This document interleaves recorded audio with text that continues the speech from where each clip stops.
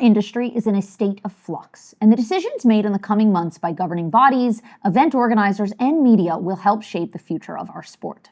After this episode, Horse Bytes will be going on hiatus, but before we step away, I want to leave you with this. I have loved this sport since I was 8 years old and spent the better part of 30 years working towards reaching the top. As a junior, I rode 15 horses a day, both catch riding and on horses I purchased myself.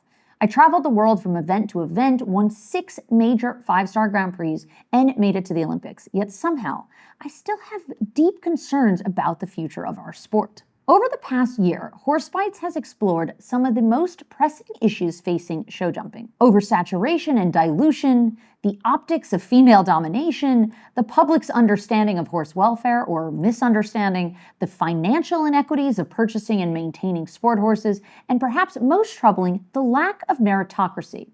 I want to believe that talent and hard work will always prevail, but I have seen firsthand how money trumps effort at a systemic level. Now, at the last Olympics, we saw 3 of the sport's best win individual medals, and we also saw someone who with seemingly unlimited resources outperform his more experienced teammates. But the public perception of show jumping as a wealthy playground persists, largely because we lack financial regulation.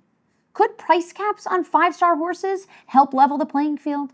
Could fostering a culture of accountability against rampant sexual misconduct protect countless victims? The reality is that most people in this industry are struggling, and few are working to change that.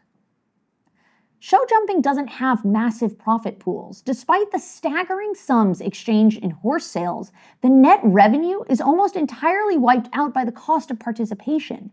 And with exclusivity and success so heavily tied to the quality of the horse one can afford, the sport feels less like an athletic competition and more like patronage, wealthy backers funding a performance rather than pure competition based on merit.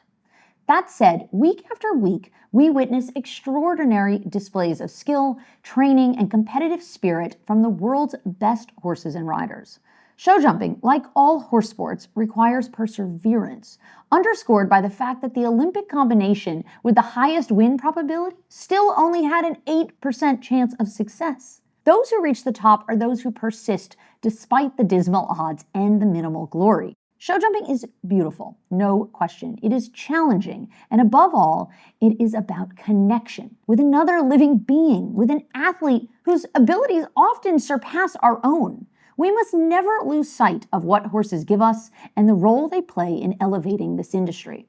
And when done right, like this weekend in Den Bosch, our sport can be unbelievable to consume and be a part of. And so the question remains, is show jumping truly a sport, or is it destined to remain a veritable hobby?